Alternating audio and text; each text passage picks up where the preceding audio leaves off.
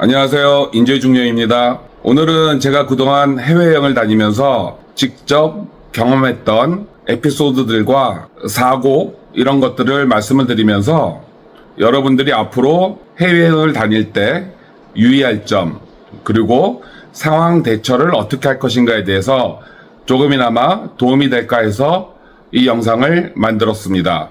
지금부터 약 한 15년 전 일이에요. 제가 시카고 공항을 가게 됐습니다. 그 시카고 공항은 오헤어 공항이라고 그 당시 미국에서 가장 규모가 큰 공항이었어요. 이제 공항에 비행기가 착륙을 했고 비행기에서 내려서 입국 심사대로 이제 갔습니다. 뭐 아시는 분은 아시겠지만 미국은 대도시 어느 공항에 가더라도 입국 심사대에 줄이 굉장히 길어요.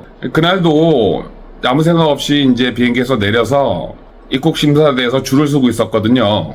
근데 이제 줄이 점차 줄어들면서 제 차례가 다가오니까 이제 제가 여권을 준비하려고 보니까 여권이 없는 거예요. 근데 저는 비행기를 항상 탈 때 습관이 하나 있습니다.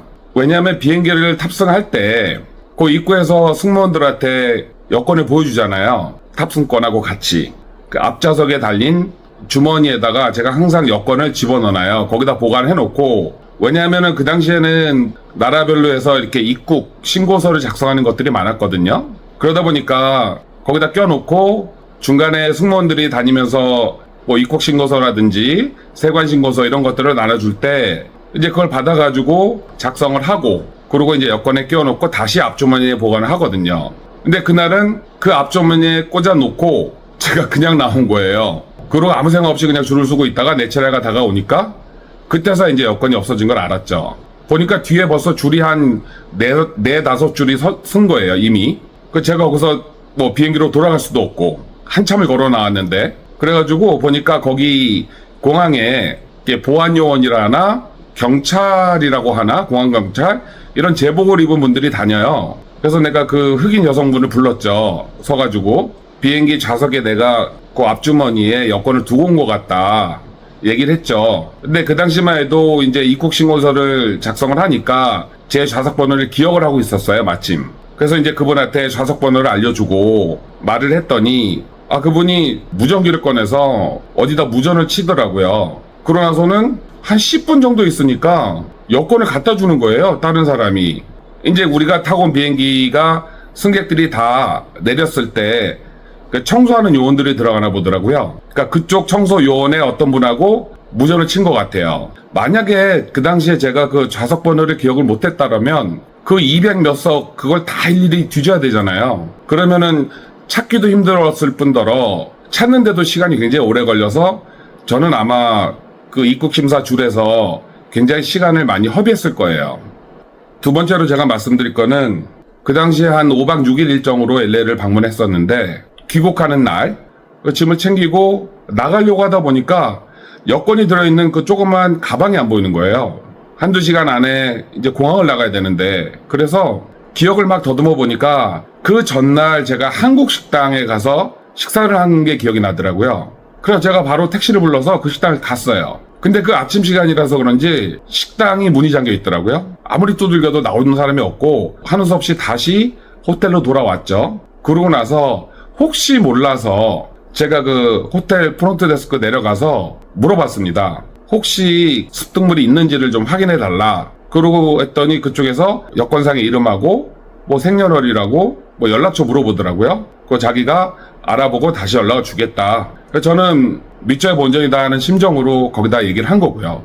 어떻게 할 수 있는 방법이 없잖아요. 그랬더니 한 40분 뒤에 제 방으로 전화가 오더라고요. 프론데스크인데 잠깐 내려오라고 하더라고요. 그래서 이제 제가 내려갔더니 그 호텔 시큐리티 하는 그 호텔 경비 같은 건장한 남자가, 제복 입은 남자가 제 가방을 들고 오더라고요. 이거 어찌나 반갑던지 뭐라고 표현해야 되나, 그냥 구세주가 나타난 느낌? 왜냐면 사실 저는 그날 귀국하는 걸 포기했었어요. 이걸 못 찾게 되면 비행기는 놓친 거고, 제가 임시 여권을 다시 발급받고 며칠 뒤에 발급이 된 후에 저는 다시 나갈 생각까지 하고 있었거든요. 근데 그 가방을 갖고 오는데 제 건 거예요. 경비가, 그 시큐리티가 저한테 물어보더라고요. 이 가방이 당신 건 맞냐? 맞다. 이 안에 뭐가 들었느냐? 뭐 들었다. 근데 본인이 열어보더라고요. 그리고 안에 있는 소지품들을 확인하고 여권을 보더니 이제 제 이름하고 제가 얘기한 생년월일 대조해보고 거기 사진이 있잖아요. 여권 사진하고 제 얼굴을 보더니 그제서야 이제 저한테 어딘가 용지에 사인을 하라고 그러고 저를 주더라고요. 생각을 해보세요. 제가 거기서 만약에 비행기를 못 탔습니다. 일단 비행기 놓쳤죠.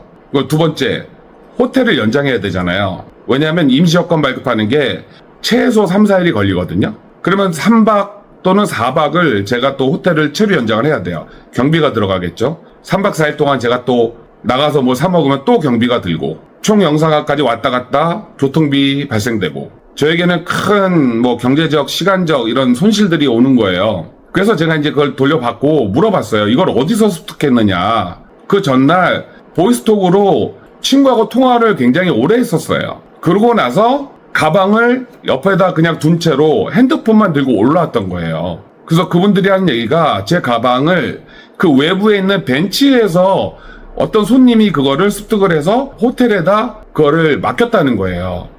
이번에 드릴 얘기는 중국 상해에서 있었던 일입니다. 한 8년 전에 제가 이제 지인을 모시고 둘이서 상해 여행에 간 적이 있어요. 그래서 도착해서 이제 짐을 풀고 그 지인분하고 택시를 타고 저녁 식사를 하러 이제 코리아타운을 갔어요. 그래서 그때 제가 묵었던 호텔에서 코리아타운까지 그러니까 중국 돈으로 36위안 정도가 나왔거든요. 그 당시에.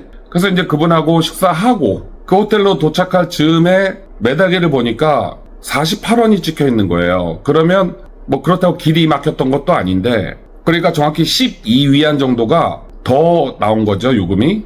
혼잣말로 이 기사 이거 엄청 돌아왔나 보네. 이렇게 얘기를 했거든요. 근데 갑자기 기사가 차를 세우더니 갑자기 한국말로 야, 이 새끼야, 니 지금 뭐라 그랬니? 그때 너무 당황했죠. 그 기사가 조선족이었던 거예요. 저도 되게 당황했죠. 갑자기 제가 한 말을 알아듣고 차를 세워가지고는 고함을 지르면서 승질을 팍 내더라고요. 근데 말투가 완벽한 조선족 어투였습니다. 야, 이 새끼야, 니 지금 뭐라 그랬니? 이 개새끼가 어디서 와가지고 지금 중국에서 개지랄 떨고 있니? 막 이렇게 얘기를 하더라고요. 사과할 겨를도 없이 그쪽에서 계속 막 욕을 하고 하니까 이제 제 지인이 이제 뜯어 말린 거예요. 그 사람을. 이제 거기서 그 사람이 흥분을 가라앉힌 거예요. 그 지인분이 안 계셨더라면 저는 지금 이 자리에 없었을 겁니다. 제가 이 말씀을 드리는 건 이제 이건 분명히 제가 직접 겪은 얘기잖아요. 누구한테 들은 얘기도 아니고 개인적으로 자유여행을 가시거나 개별 행동을 하실 때 특히 택시를 타셨을 때 있잖아요. 혹시 모릅니다. 저도 처음이에요. 그렇게 많이 수없이 중국을 드나들면서 조선족 택시 기사는 처음 봤어요. 설마 했죠. 중국에서 택시를 타시거나 하실 때 말 조심하십시오. 그 운전사가 외모는 중국인일진 몰라도 조선족일 수도 있다는 거. 중국 여행 하실 때 택시 안에서는 기사가 들어서는 좀 불쾌할 만한 얘기들 삼가하시는 게 즐거운 여행을 할 수 있을 거라는 그런 당부를 드리는 겁니다. 5년 전 일이에요. 대만을 갔는데 여러분 아시다시피 대만은 저녁에는 주로 야시장 투어를 많이 합니다. 그래서 제가 이 야시장을 나갔어요. 물론 택시를 타고 갔죠. 그 야시장 안에 발 마사지하고 전신 마사지 하는 곳이었어요. 야시장 도착해서 야시장 구경도 하면서 슬슬 걸어 다니면서 뭐 길에서 파는 거 이것저것도 사 먹고 그러고 나서 이제 마사지집을 들어갔거든요. 딱 앉았는데 손에 핸드폰이 없는 거예요.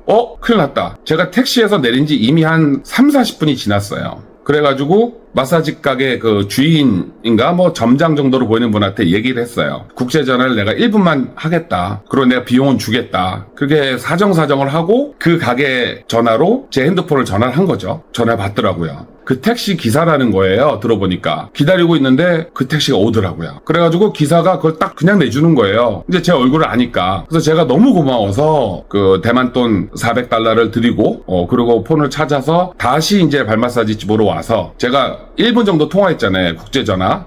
그 요금을 10,000원 정도를 제가 대만 돈으로 드리고 나서 이제 편안하게 마사지를 받았던 기억이 있습니다. 제가 작년에 저희 4식구가 그 미국 LA 여행을 간 적이 있습니다. 작년에. 예산을 짜야 되지 않습니까? 저 한 사람 몫은 마일리지로 했기 때문에 3사람 것만 이제 항공을 끊었고요. 근데 문제는 숙박이었어요. 저희가 13박 14일 정도 가는데 보통 LA 다운타운에서 외곽이라도 하루 한 150불에서 200불 정도 줘야 되거든요. 최소 한 18만 원에서 한 20, 3, 4만 원 사이인데 그러면 평균 20만 원이라고 잡아도 방 하나에 그러면은 저희가 이제 남자 둘 여자 둘이니까 여자 방 남자 방에서 방을 2개를 잡아야 돼요. 하루에. 그러면 방 하나에 20만 원씩이면 2개니까 40만 원이죠. 그럼 하루에 40이에요. 그러면 열흘만 지나도 호텔비가 400만 원인 거예요. 13박이면 돈이 커지죠. 그래서 숙박비에 대한 부담이 좀 크더라고요. 머리를 짜내고 생각을 하고 연구를 하다가 A&B를 제가 찾아봤어요. LA에 있는 그 주택들을 다 본 거예요. 그랬더니 그 LA 시내에서 한 20분? 25분 정도 떨어진 지역에 집이 하나 나왔는데 방이 2개고 거실이 있고 주방이 있고 화장실은 또 2개고 그리고 차고까지 있어요. 근데 이 집이 제가 13박을 하는데 한 200만 원 정도 했어요. 그러면 호텔에서 저희가 머물렀을 때는 방 2개 잡고 13박이면 하루 40만 원씩이니까 거의 500만 원이 넘어가는 돈이 발생이 되잖아요. 근데 여기 오니까 200만 원밖에 안 드는 거예요. 게다가 호텔은 그 주차 요금, 왜냐하면 미국은 아시다시피 렌트를 해야 되잖아요. 차가 없으면 어디 갈 수가 없으니까. 호텔에 묵었으면 그 차량 주차비가 또 발생이 됩니다. 그러니까 하루 20불 받는 데도 있고 정액제로 15불 받는 데도 있고 더 받는 데도 있죠. 그러면 20불만 받는다 그러면 열흘이면 200불이에요. 13일이면 260불이죠. 그러면 그것도 한 30만 원이 넘어가는 돈이에요. 근데 A&B에서 그 주택을 잡으니까 주차장이 있으니까 주차도 공짜로 하고 저렴했죠. 너무 좋더라고요. 더 좋았던 건 저희가 여기서 이제 가기 전에 미국 물가가 너무 많이 올랐다는 얘기를 듣고 하루 한 끼 정도는 가급적 집에서 해결을 하자. 그래서 가기 며칠 전부터 이마트를 다니면서 이제 캐리어 하나에 아예 그냥 다 먹을 걸로만 다 집어넣고 갖고 갔죠. 주택이다 보니까 하루 한 끼는 가져간 걸로 먹고 그리고 이제 밖에서는 이제 사 먹고 가면 현지 한인 여행사들이 있습니다. 롯데투어라든지 현지에 있는 랜드사라고 하죠. 그런 현지 한국 여행사들이 많아요. 그 1일 투어 1박 2일 투어 이런 게 있습니다. 그래서 이제 숙박비에서 아낀 돈을 가지고 저희가 1일 투어 하는데 사용을 했죠. 유니버셜 스튜디오도 가고 LA 또 야경 투어라든지 그런 1일 패키지 투어를 그 돈에 이제 저희가 사용을 한 거예요. 그래서 제가 여기서 또 말씀드리고 싶은 거는 4인 이상 가족이든 친구든 호텔을 잡는 것보다는 오히려 그렇게 A&B를 통해서 주택을 잡으시면 가격도 저렴하게 그다음에 음식도 해 먹을 수 있고 주차요금도 안 내고 몇 시에 나가든 몇 시에 들어오든 눈치 보는 거 없이 그렇게 편안하게 저렴하게 즐길 수 있는 그런 방법이 있다는 거를 여러분들한테 팁으로 드리는 겁니다. 참고하시기 바랍니다. 지금 들려드릴 말씀은 한 9년 전 일이에요. 다낭을 가게 됐습니다. 베트남. 다낭에 여행을 갔다가 패키지로 갔었어요. 3박 5일인가 4박 5일 그 패키지였습니다. 같이 가셨던 일행분들 중에 한 분이 왜 이제 그렇잖아요. 패키지 여행 가면 공항에서 인천공항에서 만날 때는 서먹서먹하죠. 도착해서도 그렇고 이제 한 2일차 정도 됐을 때 맨날 같은 차 타고 같은 식당에서 밥을 먹다 보고 그 얼굴이 그 얼굴이니까 2일차 정도 되면 서로 인사도 좀 하고 점심이나 이런 자리에서 좀 이렇게 인사도 하게 되면서 좀 친해지거든요. 근데 한 분이 그런 말씀 하시더라고요. 여기서 망고가 싼데 그리고 여기 과일들이 엄청 싼데 이거를 그 한국에 들고 들어갈 수 있는 방법이 있다는 거예요. 솔깃하더라고요. 왜냐면 아시다시피 그 베트남은 망고가 상당히 저렴하잖아요. 당도도 높고 맛있고. 그분 말씀은 간단해요. 캐리어에 넣지 말고 배낭을 메고 들어가는데 그 과일을 그 신문지 같은 거에 싸가지고 배낭에 넣고 한국으로 가면 된대요. 안 걸린다고 하더라고요. 근데 사실 거기서 망고 한 30개 사봐야 얼마 안 하잖아요, 한국 돈으로. 그래서 이제 욕심을 부렸던 거죠. 그래, 내일 모레 들어갈 때 그 망고를 좀 한 30개 사가지고 그분이 알려준 대로 한번 해보자 해가지고 망고를 샀어요. 그걸 일일이 다 신문지 같은 종이로 다 말아가지고 구겨놨죠. 그리고 이제 인천공항에 딱 도착을 했습니다. 자연스럽게 이렇게 짐을 찾고 나오는데 갑자기 저를 지목하더니 가방을 여기 얹어 놓으래요. 위에 올려놓으라는 거예요. 그때 진짜 뜨끔하더라고요. 그냥 자연스럽게 올려놨죠. 가방을 딱 열어보더라고요. 열더니 신문지 딱 까더니 이거 반입 안 된다고 천연덕스럽게 그랬죠. 그러냐고. 몰랐다고. 이건 압수하겠다 그러더라고요. 그래서 가져가시라고. 그때 시원하게 털렸습니다. 근데 궁금한 게 그렇게 압수한 그런 과일 같은 거는 어떻게 처분하는지 모르겠어요. 그거를 관세청 직원인가? 그런 분들이 설마 먹진 않겠죠. 그걸 뭐 태워서 버리나? 소각을 하나? 글쎄요. 그걸 어떻게, 과일 같은 건 어떻게 처분하는지 갑자기 궁금해지네요. 뭐 혹시 아시는 분 있으면 댓글로 좀 알려주십시오. 그걸 까서 자기들끼리 먹나? 그럴 리는 없을 텐데. 어찌됐든 시원하게 그날 털리고, 여러분들도 뭐 이미 다 잘 알고 계시잖아요. 기내에서 방송도 하고 동남아를 가시던 해외에서 그 현지에서 많이 드시고 배부르게 드시고 질리도록 드시고 뱃속에 담아오는 게 그게 최상의 방법이라고 생각합니다.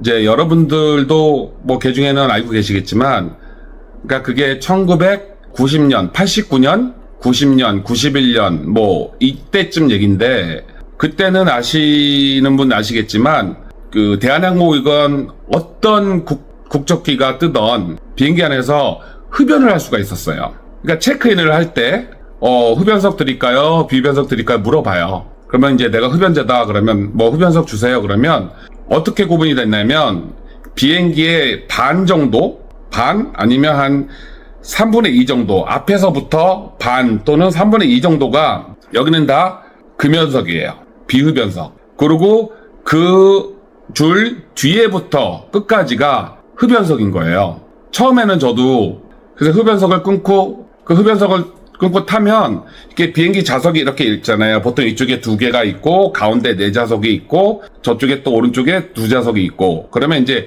앉으면 흡연석에는 팔걸이들이 있잖아요. 이 팔걸이 이 앞부분에 이렇게 조그만 게 달려 있어요. 이렇게 딱 열면, 옛날에 뭐 기차에 그런 게 있었나요? 아니면 버스에 있었나요? 우리나라? 제가 그 시대까지는 모르겠는데, 그 앞에 걸 딱 넣으면 이게 재떨이가 되는 거예요. 팔걸이마다 그게 다 달렸어요. 흡연석에는. 그래서 담배를 피고, 이제 거기다 끄고, 닫고, 뭐 이렇게 했어요. 그러니까 사실은 그 공기는 정말 안 좋았죠. 흡연석 쪽은. 왜냐면, 생각을 해보세요. 이제 제가 비행기가 떴어요. 제가 펴요. 그 연기 막 나잖아요. 이제 껐어요. 조금 있으면 옆에 왼쪽에 있는 사람이 또 펴요. 그래서 막 푹푹푹 피다가 꺼요.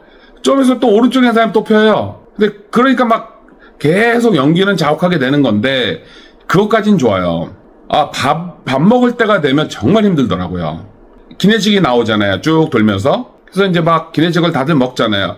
동시에 밥을 다 먹자마자 이 흡연석인 사람들은 거기서 담배 피니까, 흡연석은 담배 피려고 끄는 자리잖아요.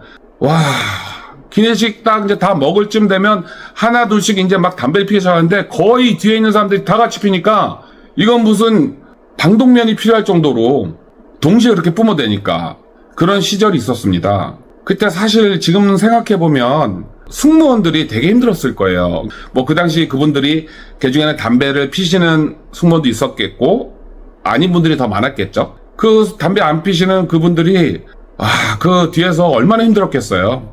연기 짜욱한 데서 막 그 옷에 담배 냄새 배고 막 그랬을 거 아니에요. 머리에 막 담배 냄새 배고. 근데 이제 좀 지나다 보니까 저도 요령이 생긴 거예요. 가만히 보니까 어느 날은 저 앞에 분명히 비흡연석에 앉으신 분들이 비행기 뜨니까 쓱 일어나서 이쪽 뒤로 이렇게 가서 그냥 뒤에 가서 서서 피는 거예요. 담배를 서가지고. 그리고 또 다시 자기 자리로 앉고, 또 담배 필 때는 또 그분들이 다시 뒤로 가가지고 이 흡연석 구역에 와가지고 서가지고 담배 피고 들어가는 거예요. 비흡연석이 앞쪽이잖아요. 그러면 그 앞쪽에 앉으신 분들이 비행기가 착륙을 하면 먼저 내리잖아요. 그 보통 사람들이 그렇잖아요. 심리가. 비행기가 착륙을 하면 대다수 사람들은 빨리 내리고 싶어 하잖아요. 빨리 짐 찾고 빨리 나가고 싶어 하니까 앞쪽에 앉는 걸 좋아하는데, 그러니까 그거예요. 본인들은 흡연자였는데 비흡연석을 달라고 해놓고선 살짝 왔다 갔다 하면서 담배만 피시고, 내릴 때는 앞쪽이니까 빨리 내리고, 이런 요령을 피우시더라고요. 그래서 저도 그걸 그 당시에 이제 좀 배웠죠.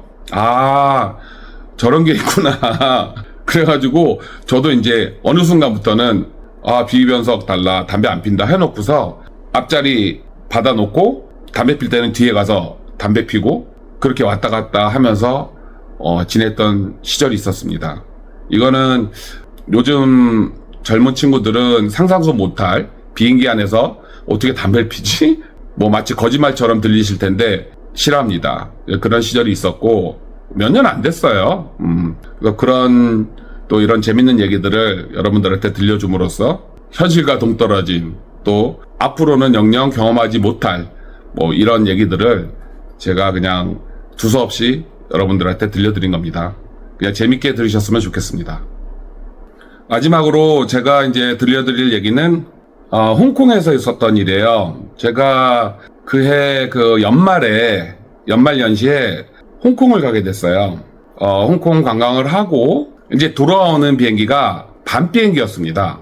홍콩 책납콕 공항에 도착을 해서 수속을 하고 귀국행 비행기를 타려고 했는데 저는 비행기를 탈 수가 없다는 거예요. 출국이 안 된다는 거예요, 갑자기. 그래서 며칠 전에 저는 아무 이상 없이 들어왔거든요, 홍콩에. 그래서 황당해서 물었죠. 아니 왜 안 되느냐 그랬더니 하는 얘기가 그날 시점으로 제 여권 유효기간이 만 6개월이 안 남았다는 거예요. 5개월 뭐 며칠 되는데 만 6개월이 안 되는 거예요, 며칠 사이로. 그래서 제가 따졌죠. 아니 내가 여기 체류를 하겠다는 것도 아니고 나 이제 여기서 출국하는 건데 나 그냥 보내주면 되는 거 아니냐 그랬더니 하는 얘기가 이게 법적으로 안 된답니다. 연장을 하고 그 여권을 갖고 와야지 자기네들이 태워줄 수가 있다는 거예요. 자기가 태워줄 수 있는 권한이 없대요. 정말 난처하더라고요, 그 밤중에. 뭐 법이 그렇다니 뭐 사실 그 당시엔 저도 몰랐었고 어떻게 뭐 이제 호텔도 체크아웃을 했고 잡아놓은 호텔도 없고 그 밤중에 어떻게 합니까? 그래서 그날 제가 공항에서 하룻밤을 잤어요. 노숙이죠. 뭐 아는 데도 없고. 그래서 에라 모르겠다, 일단 자자. 공항이면 뭐 시원하고 화장실도 있고 그런저런 생각에 사실 그때 또 되게 기분이 안 좋았어요. 여러분들도 좀 느끼실 거예요. 아니 이제 다 짐 싸갖고 나와서 이제 집에 가는구나 하고 왔는데 거기서 출국 거부를 당하니까 기분이 팍 상하잖아요. 힘도 빠지고 열도 받고. 그래서 모르겠다 그래가지고 이제 공항에서 그냥 하루를 자고 그 다음날 이제 제가 찾아봤죠. 한국 총영사관이 어딨나. 그때 시내 어디 있더라고요. 근데 아시다시피 뭐 홍콩이 종로구만 왔거든요. 홍콩의 면적이 우리나라 종로구와 비슷합니다. 크지가 않아요. 택시를 불러서 공항에서 택시를 잡아 타고 그 총영사가 바로 갔어요. 그래서 이제 얘기를 했죠. 이 여권 기간 연장을 하러 왔다. 그랬더니 임시 여권을 발급해 주겠다 그러더라고요. 그 여권은 그러니까 일회용 여권인 거예요, 임시 여권이. 바로 폐기를 해야 된대요. 그리고 한국 가서 여권을 새로 발급을 받던 아니면 기간을 뭐 갱신을 하던 그 여권을 가지고 그렇게 처리를 하라고 하더라고요. 이틀인가 3일 걸렸어요, 제 기억에. 그거를 임시 여권을 발급받아서 제가 그걸 갖고 이제 홍콩을 빠져나왔던 그런 기억이 있습니다. 그러니까 여러분들도 해외 출국 시에는 본인의 여권 만료 기간이 만 6개월 이상이 남았는지를 반드시 확인을 하셔야 됩니다. 듣기로는 그거를 중시하지 않는 나라들도 있대요. 그냥 출국시켜주는 나라도 있다고 하는데 홍콩에서는 안 됐습니다. 어찌됐든 안전하게 마음 편하게 할 수 있는 여행, 또 즐거운 여행이 되려면 그런 어떤 머리 아프고 스트레스 받는 일이 없어야 되잖아요, 중간에. 자, 오늘 제가 이제 여러분한테 그동안에 제가 여행을 다니면서 직접 몸소 겪었던 그런 일화, 또 사건, 에피소드들을 여러분들한테 말씀을 드린 이유 중에 하나는 오늘 말씀드렸던 이런 모든 것들이 실화거든요.